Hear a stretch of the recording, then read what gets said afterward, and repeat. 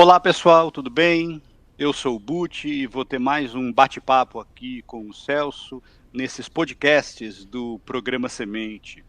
A nossa ideia é suscitar uma reflexão sobre competências socioemocionais durante a pandemia, neste momento de isolamento social. Bom, eu convido vocês então a acompanharem os nossos podcasts pelas redes sociais e se vocês ouvirem as nossas primeiras conversas, a gente focou muito nas emoções desagradáveis e nas estratégias de modulação, de regulação dessas emoções. Agora, a gente queria mudar um pouco de assunto, mas nem tanto. Hoje a gente vai falar sobre cinema, sobre literatura, sobre arte. E aí alguém pode perguntar, mas poxa, isso está ligado às competências socioemocionais? Sim, sim. Especificamente a uma competência que a gente pode chamar de interesse artístico ou de sensibilidade estética. Celso, o que é essa competência? Oi, Buti. Oi, pessoal. A sensibilidade estética, também conhecida como interesse artístico, é uma competência socioemocional que pertence a uma família maior, a uma família chamada abertura ao novo, que é a nossa capacidade de imaginar as coisas. Lembrando que tudo que existe foi primeiro imaginado. Qualquer coisa. Alguém tem que primeiro imaginar, outros conseguirem imaginar juntos, e imaginando juntos, com todos os esforços, consegue se construir. A mesma família que tem essa competência de imaginar, tem a competência da sensibilidade estética. Os nossos sentidos, audição, paladar, olfato, visão, eles têm padrões harmônicos. Então a música é feita de padrões harmônicos que guardam uma estética. A gastronomia ela é feita de padrões de paladar, de olfato. Essa capacidade de dar estética ao que é criado, de harmonizar o que é criado, é uma competência hoje uma das mais valorizadas. E é legal essa ideia, né, Celso? A gente já falou muito sobre isso. Algumas pessoas, às vezes, têm a sensação de que elas precisavam nascer gostando de literatura, de cinema, de artes plásticas, enfim, de visitar museus, se esquecendo de que essa competência, como todas as outras, podem ser desenvolvidas. Quer dizer, essa sensibilidade pode ser adquirida ao longo da vida. Tem acho que é do Oswaldo Montenegro, que ele fala que a arte nos aponte uma resposta, mesmo que ela não saiba, e que ninguém a tente complicá-la, porque é preciso simplicidade para fazê-la florescer. É algo assim, mas é a arte apontando caminhos. Eu perguntei para você, Buti, para esses momentos de pandemia, que livro você recomendaria para que a arte tente nos apontar algumas respostas? Você pode falar, É, eu, compartilhar o que você me falou? aliás, você falou agora do Oswaldo Montenegro. Essa semana eu assisti uma live do Oswaldo Montenegro no YouTube, e claro que ele apresentou esse poema musicado que é metade, e esse trecho é realmente muito bonito, né? Porque às vezes alguns alunos me perguntam para que serve a arte. Eu costumo sempre dizer que ela não serve para nada, por isso que ela é tão importante, porque ela não tem uma finalidade pragmática, mas é muito difícil a gente viver sem ela, porque ela nos aponta caminhos, e esses caminhos são os caminhos estéticos. De alguma forma, ela nos coloca em contato com a beleza. Mesmo quando a gente assiste a um filme ou lê um livro, é triste, a gente fica feliz, por mais contraditório que pareça, porque a gente reconhece aquela simplicidade da beleza. E quando você me perguntou, né, no começo do isolamento, poxa, existem livros que tratam disso. Eu me lembrei de dois, né? Um que é A Peste, né, do francês Albert Camus, mas principalmente o Ensaio sobre a Cegueira, do José Saramago. Eu sou um pouco suspeito para falar sobre o Saramago. Foi um dos primeiros autores que eu estudei de verdade na minha carreira como professor de português. E quando algum aluno me pergunta, poxa, Guti, eu queria começar a ler o Saramago, eu sempre recomendo, olha, comece pelo Ensaio sobre a Cegueira.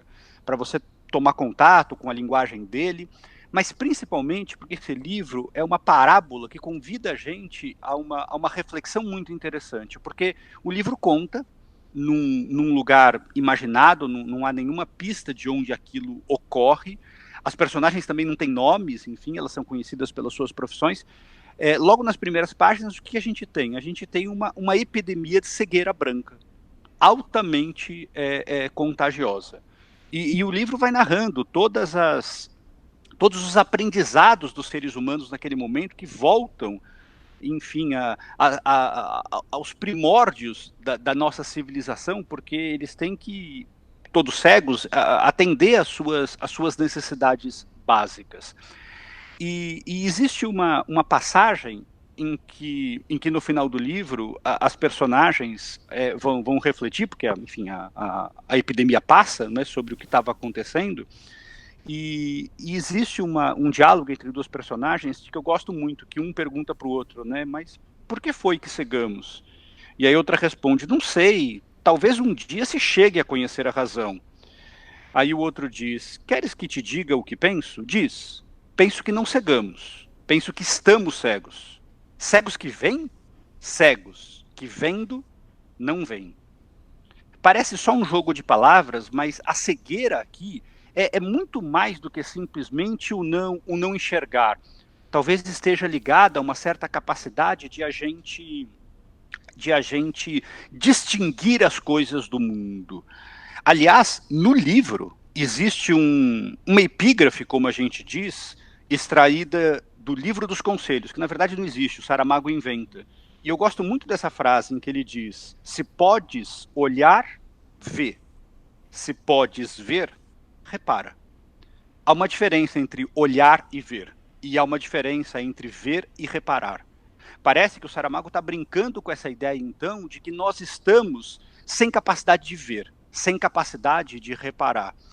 Eu me lembrei muito desse livro porque eu acho que nesses momentos de pandemia a gente acaba olhando para as coisas, a gente acaba vendo coisas e a gente acaba principalmente reparando em coisas que normalmente a gente não repara. Isso é um treino de olhar, isso é uma forma de sensibilização.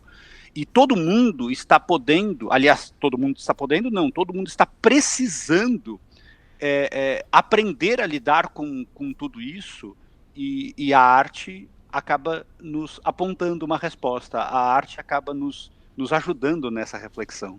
E você vê que interessante, né? E como as competências socioemocionais, elas não agem sozinhas, elas se complementam. Então, a tua descrição mostra, quer dizer, o Saramago mostra, né, por meio de uma história, a importância de olharmos, de termos foco. Porque a cegueira não significa não enxergar. Você pode estar cego porque a perspectiva está curta. Então a arte é uma forma de amplia esse foco. Há outras coisas que são importantes no momento, está olhando, está cuidando. Então, quais são meus pontos cegos? E tem caminhos, eu acho, que a arte responde. A arte ela vem para dar estética, vem para dar harmonia no mundo. Qualquer caminho que aponte uma direção de desarmonia, de prejuízo daquilo que é natural, daquilo que é o que nos define como alguém aqui no planeta Terra, provavelmente está numa direção que não é correta. É por isso que a arte nos aponta uma resposta. Agora, isso tem em filme, não tem, Butch? Tem. O Ensaio sobre a Cegueira virou filme. E sabe, você falou essa história do foco, eu fiquei pensando nisso. Quando eu leio alguma coisa, ou quando eu assisto a um filme, ou quando eu vejo uma série, eu não estou preocupado com o que vai acontecer. Eu estou preocupado em como aquilo vai ser contado. E então o meu foco está muito mais voltado para o modo como as coisas estão encadeadas. Acho que é coisa de professor de português mesmo. Mas como você falou do filme, talvez as pessoas possam ter uma atividade interessante nessa pandemia, que é assistir ao filme, inclusive com direção do Fernando Meirelles. O filme é falado em inglês, o que é um prejuízo, porque a gente não tem o texto original do Saramago. Inclusive, algumas locações do filme foram feitas aqui na cidade de São Paulo. Tem uma cena que se passa no Minhocão, E o filme, ele é muito cruel, porque ele mostra toda a dificuldade, enfim, de as pessoas sobreviverem durante aquela epidemia de cegueira branca. Mas o que eu acho interessante é você experimentar isso de vez em quando. Você já assistiu a um filme cujo livro em que o filme se baseou, você tinha lido, ou o contrário?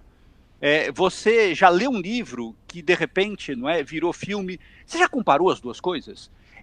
Sabe que há uns anos atrás, Celso, eu ajudei a organizar uma exposição, quer dizer, uma mostra de cinema chamada Ler e Ver, em que todos os filmes eram baseados em livros. E a gente debatia justamente isso, porque é uma questão de linguagem. O que funciona para a literatura pode não funcionar para o cinema, e vice-versa. Então, há situações em que o filme é muito melhor do que o livro, e há situações em que o livro é muito melhor do que o filme. Então, de repente, você ter essa experiência durante a quarentena é uma experiência dupla, de foco e de sensibilidade estética. Agora, eu diria para você não deixar de ler o Saramago um dia. Acho que as pessoas sabem que em 1998 ele foi o primeiro e até agora único escritor da língua portuguesa que venceu o cobiçadíssimo prêmio Nobel de literatura. O prêmio existe, enfim, há mais de 100 anos e nunca tinha sido dado a um autor de língua portuguesa. E o Saramago foi o primeiro. Não existe, o prêmio não é dado por um autor especificamente, o prêmio é dado pelo conjunto da obra, mas o último grande livro do Saramago, publicado antes do Nobel, foi justamente o ensaio sobre a cegueira. Acho que a Academia Sueca, de alguma forma, acabou sendo influenciada por esse romance para premiar o Saramago com esse reconhecimento, digamos assim. Você sabe que à medida que você foi falando, eu fui lembrando de você, um menininho, todo feliz, voltando da entrevista, que você teve o privilégio de entrevistar o Saramago, né? Isso que a arte nos aponte uma resposta. E entrevistei antes do Nobel, né? Aliás, é uma história muito engraçada, porque eu estava na faculdade de jornalismo ainda, né? Fui a Portugal e simplesmente liguei para a editora do Saramago, né? E pedi o telefone dele para fazer uma entrevista com ele. Me deram o telefone, imagine só, que época diferente, né? Aí, um dia eu chego ao meu hotel em Lisboa, o gerente diz, olha, existe um recado aqui do senhor José. Fiquei pensando, quem será? E era o Saramago. A gente conversou pelo telefone e depois nos encontramos em Paris. Imagine só, quando ele estava lançando ensaios sobre a cegueira em Paris. Foi uma dos momentos mais legais da minha curta experiência como jornalista antes de me tornar professor. Que maravilha. Eu acho que eu praticamente fecho esse podcast, porque você sempre fecha o podcast, mas você é uma autoridade para poder ter feito essa indicação e é sempre um prazer te escutar. Então nos ouçam nos próximos podcasts, divulguem. Quanto mais mensagem a gente espalhar e mensagens que pregam a arte, a paz, a cooperação, é isso que a gente vai precisar agora. Um enorme abraço a todos.